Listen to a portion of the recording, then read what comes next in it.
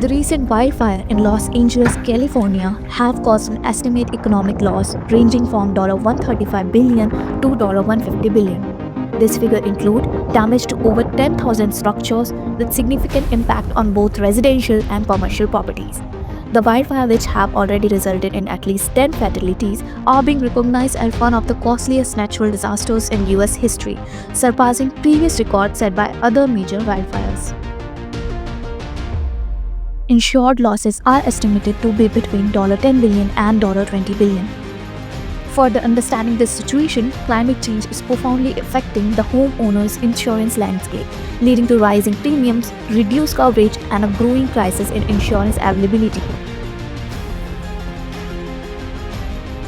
Homeowners across the United States are experiencing significant increase in insurance premiums, with some areas seeing rate rise 40% faster than inflation. Nationwide, premium rose by 34% from 2017 to 2023, with an average increase of 21% reported in 2023 alone. This surge is largely driven by increased frequency and severity of extreme weather events linked to climate change. In response to these challenges, many insurers are raising rates, limiting coverage options, or even withdrawing from high-risk market entirely.